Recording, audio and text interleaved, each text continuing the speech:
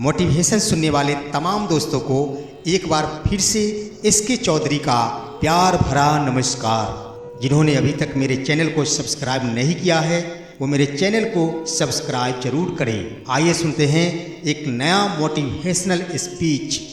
आज के इस वीडियो में हम एक हकीकत प्रेम कथा की कहानी प्रस्तुत करने जा रहे हैं, जिसका शीर्षक है पत्नी से ज़्यादा मोह नहीं रखना चाहिए। साथियों, हम ये नहीं कहते कि अपनी पत्नी से प्रेम नहीं करना चाहिए। मेरा कहना ये नहीं है। मेरा कहना है कि पत्नी से अधिक लगाव हमें क्या देती है, हम इसके बारे में वर्णन करने जा रहे हैं। तो आइए हम सुनते हैं एक प्रेम कथा, जो कि तुलसीदास एवं रत्नावली की प्रेम कथा है। तो आइए सुनते हैं प्रेम कहानी। तो बहुत पहले की बात है। एक तुलसी नामक बालक था, जो कि देखने में बहुत ही हट्टा कट्ठा था, जिनका नाम तुलसी था। उनका मुख्य काम गाय चराना था। वो प्रत्येक दिन सुबह में अपने गायों को लेकर मैदान में जाते, वहाँ गायों को चराकर फिर अपने घर शाम को वापस आ जाया करते थे। प्रत्येक दिन की यही क्रियाकलाप तुलसी का था। तुलसी धीरे धीरे बड़े हुए, उनमें जवानी आई। उसके पश्चात तुलसी का विवाह कर दिया गया। तुलसी का विवाह एक रत्नावली सुकन्या के साथ हुई। शादी के बाद तुलसी का जीवन बहुत ही खुशमय तरीके से गुजर रही थी। तुलसी बहुत खुश थी और वे अब अपने काम को और भी मन लगाकर किया करते थे। सुबह में खाना पीना खाकर वो अपने गायों को मैदान में ले जाते, हर दिन वहाँ गायों को चराते और शाम को फिर अपने कुटिया वापस आ जाया करते थे। इसी तरह बड़े चैन की जिंदगी तुलसी काट रहे थे। इसी तरह कई दिन बीत गए, कई महीने बीत गए। अब इच्छा हुई रत्नावली की कि हम अपनी स्वामी से कुछ कहें। एक दिन की बात है, तुलसी और रत्नावली एक साथ बैठकर कुछ बातें कर रहे थे। उसी समय रत्नावली तुलसी से कहती है, हे स्वामी, आपका आदेश हो तो हम कुछ कहें। तो तुलसी कहते हैं, हाँ बोलो कन्या, क्यों नहीं। हे स्वामी, मेरे आए कई महीने हो गए और नई नवेली हूँ, अपने माता पिता को छोड़कर आई हूँ, तो मुझे अपने माता पिता की बहुत याद आ रही है। हे स्वामी, हमारी इच्छा है कि हम कुछ दिनों के लिए हम अपने माता पिता के पास मायके चले जाएं। अब तुलसी थोड़ा सा आश्चर्यचकित हो गए, इसलिए कि वो अपनी पत्नी से बहुत प्रेम करते थे। रत्नावली से वो बहुत प्रेम करते थे। रत्नावली को देखे बिना उनका एक भी दिन नहीं कट पाता था। जब तक वो उनसे बातें नहीं करते, उनको नहीं देखते, वो बेचैन हो जाया करते थे।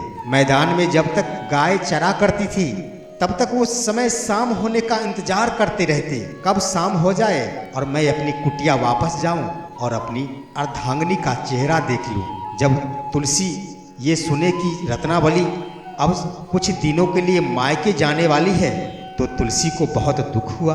तुलसी बोले, नहीं, ऐसा नहीं हो सकता। हे अर्धांगिनी, मेरा तुम्हारे बिना एक दिन भी नहीं कटेगा, हम कैसे जी पाएंगे। हे अर्धांगिनी, आप यही रहे, हमारे पास ही रहे। रत्नावली कहती है, हे स्वामी, मुझे सचमुच अपने माता पिता की बहुत याद आ रही है। मैं ज़्यादा दिन अपने माता पिता के पास नहीं रुकूंगी।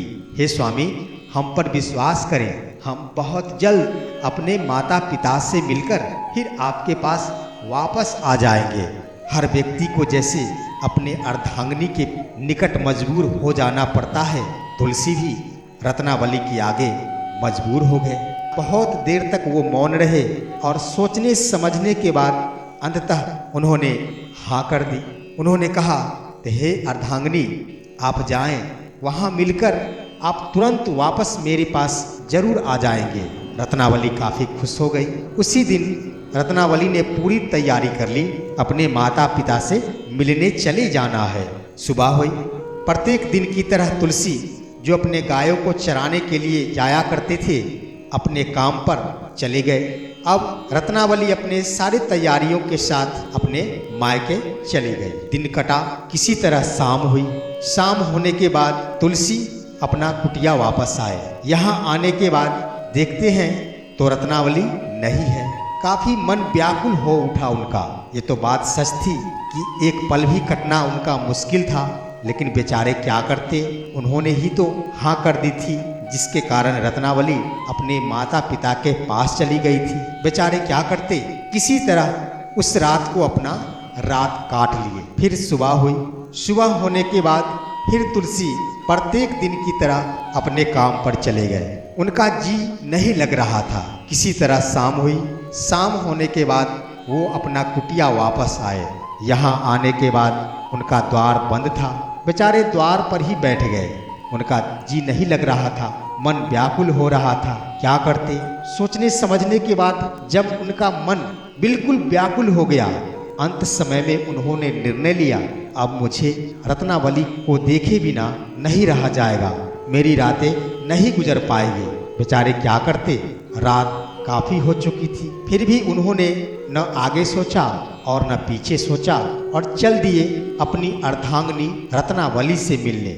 जब निकल पड़े तो रास्ते में जाने के बाद बारिश शुरू हो गई।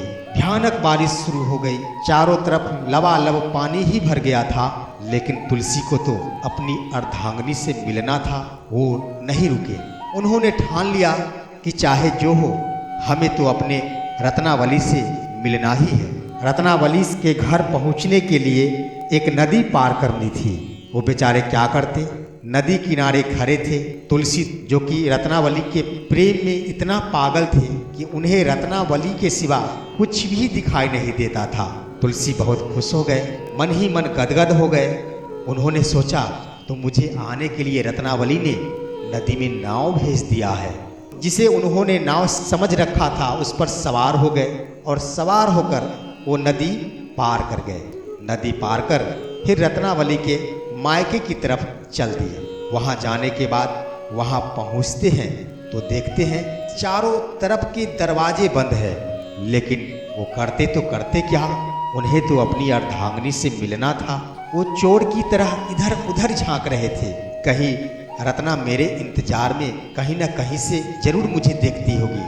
तुलसी को लग रहा था कि रत्नावली को भी मुझसे बहुत प्रेम है, वो भी मेरे तरह ही मेरे लिए बहुत व्याकुल होगी। कहीं न कहीं से छुपकर वो मेरा इंतजार जरूर करती होगी।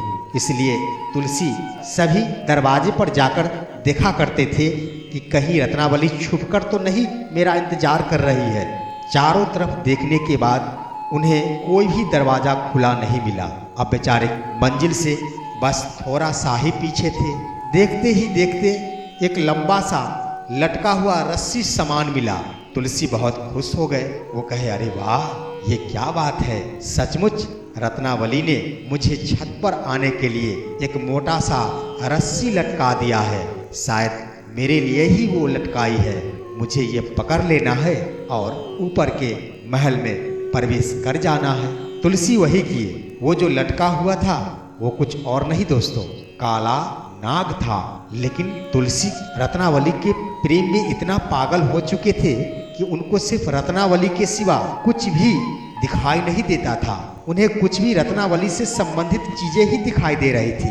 तुलसी उस काले नाग के पीछे वाले भाग पकड़कर और ऊपर के महल तक चले गए। वहां जाने के बाद तुलसी देखते हैं कि एक कमरे में दीप जल रही है। तब जाकर तुलसी कहते हैं कि अरे वाह, क्या बात है, सचमुच दीप जलाकर रत्नावली मेरा ही इंतजार कर रही है।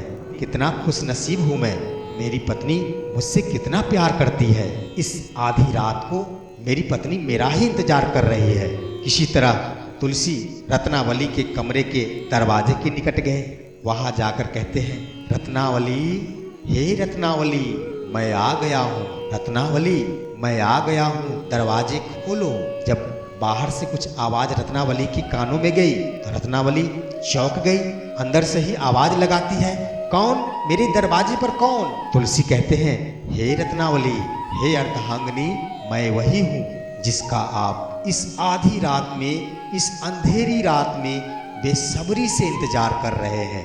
रत्नावली को लगा कि अरे ये तो तुलसी की आवाज है। रत्नावली उठी और अपना दरवाजा खोल दी। दरवाजा खुलते ही तुलसी रत्नावली के कमरे में प्रवेश कर गए। अब रत्नावली पूछती है कि अरे इतनी आधी रात को आने की क्या जरूरत थी? आपको आना ही था तो कल आते। तुलसी कहते हैं, हे अर्धांगिनी, आप तो जानते हैं कि हम आपके प्रेम के कितने दीवाने हैं। आप तो जानते हैं कि हम आपके बिना एक पल भी नहीं रह सकते हैं। हे अर्धांगिनी, मैंने अपने दिल को बहुत समझाया। जब ये दिल नहीं माना तो आधी रात को मैंने अपना घर छोड़कर आपसे मिलने चले आया। इतना सुनने के बाद रत्नावली कहती है, लेकिन आप कल भी तो आ सकते थे। तुलसी कहते हैं, हे अर्धांगिनी, आप भी तो मेरे इंतजार में थी। आप भी तो मेरे लिए व्याकुल थी। आप भी तो मेरे लिए नदी में नाव भेजी थी। आप भी तो मेरे लिए ऊपर के महल में आने के लिए एक मोटे रस्सी का इंतजाम कर रखी थी। इन सभी बातों को सुनकर रत्नावली चौंक गई। अरे मैंने तो कोई नाव नहीं भेजी थी। भला रात में कोई नाव चला करता है क्या? जरूर कोई न कोई लाश रहा होगा। मैंने कोई नाव नहीं भेजी थी। आपने लाश पर सवारी करके यहाँ तक पहुँचा है। तुलसी कहते हैं, ठीक है, माना कि वो लाश रहा होगा, लेकिन आपने ही तो ऊपर के महल में आने के लिए रस्सी का इंतजाम कर रखा था। फिर रत्नावली कहती है, कौन रस्सी, कहाँ है? तुलसी कहते हैं, तो आप ही देख लीजिए। जब रत्नावली बाहर की तरफ देखती है तो एक काला नाग उनको दिखाई देता है। अब रत्नावली कहती है, हे प्रभु, कब इनको ज्ञान मिलेगा? वो कहती है, अरे आप अंधे हो चुके हैं क्या? आपको दिखाई नहीं दिया? ये देखिए, ये तो काला नाग है। आप इसे ही पकड़कर आ गए ऊपर। वो तो ईश्वर का लाख लाख कृपा था। भगवान श्री राम की कृपा थी आप पर, जो आपको बाल बाल बचा लिए। इस काला नाग ने आपको डसा नहीं। आप सचमुच पागल हो चुके हैं। इन सभी बातों को सोचकर रत्नावली बहुत गुस्से में आ गई और उसी समय वो तुलसी से कहते हैं, आपने जो ये कार्य किया है वो मुझे बिल्कुल पसंद नहीं है। ऐसा प्रेम नहीं होना चाहिए। जितना लगन आपको मेरे लिए है, उतना ही लगन अगर भगवान श्री राम के लिए होता आपका, तो आपका बेड़ा पार लग जाता। आपको मोह रखना है, आपको प्रेम करना है, तो आप भगवान श्री राम से करो। छोड़ दो, मुझे आपके पास नहीं जाना है। आप बिल्कुल अंधे हो चुके हो। इन सभी बातों को सुनकर तुलसी को एक बहुत बड़ा झटका लगा। उन्हें भी गुस्सा आया और कुछ देर के लिए ठहरे और फिर कहते हैं, तो ठीक है, मैं चलता हूँ उन्हीं श्री राम के पास जहाँ से मुझे मुक्ति मिलेगी और मेरा बेड़ा पार होगा। उसी वक्त तुलसी वहाँ से चल दिए। वहाँ से आने के बाद तुलसी कुछ समय के लिए चिंतित रहे, लेकिन उन्हें तो अपनी अर्धांगिनी रत्नावली को कुछ करके दिखाना था। अब वो जंगल में चले गए और वे भगवान श्री राम का ध्यान करने लगे। बहुत दिन तपस्या करने के बाद तुलसी को ज्ञान की प्राप्ति हुई और वे इतने महान बन गए, इतने महान बन गए कि अब उनका नाम तुलसी नहीं, तुलसीदास हो गया। यानी एक महान संत बन गए, तुलसीदास। तो कहने का अर्थ ये है कि आजकल की जितनी भी महिलाएं हैं, वो हर महिलाएं यही चाहती है कि मेरे पति सबसे ज़्यादा प्रेम हमसे ही करें। किसी भी महिला के पति अपनी पत्नी से जितना ज़्यादा प्यार करते हैं, वो महिला अपने आप को उतना ही सौभाग्यवती समझती है। लेकिन वो भी एक पत्नी थी, वो भी एक अर्धांगिनी थी, जिनका नाम था रत्नावली, जिनसे तुलसी इतना प्रेम करते थे। लेकिन उस प्रेम के लिए रत्नावली खुश नहीं हुई। वो समझ गए कि हद से ज़्यादा अगर ये मुझसे प्रेम करेंगे तो वो जिंदगी के मोह से बाहर नहीं निकल पाएंगे। सांसारिक ज्ञान का निखार उनमें नहीं आ पाएगा। वो सांसारिकता से दूर होते चले जाएंगे। और उन्होंने ऐसा सबक दिया कि तुलसी तुलसीदास हो गए। तो कहने का अर्थ ये है कि सच में कहा गया है कि हर सफल व्यक्ति के पीछे किसी न किसी स्त्री का हाथ जरूर होता है। तो इस तरह से तुलसी महान संत तुलसीदास हो गए और बाद में चलकर वो पूजनीय भी हुए। तो इस तरह से ये कहानी यहीं समाप्त हुई। मेरा वीडियो अच्छा लगा होगा तो इसे लाइक कर कमेंट जरूर करेंगे, और जिन्होंने अभी तक मेरे चैनल को सब्सक्राइब नहीं किया है वो सब्सक्राइब जरूर कर लेंगे। फिर मिलते हैं अगले वीडियो में, तब तक के लिए नमस्कार।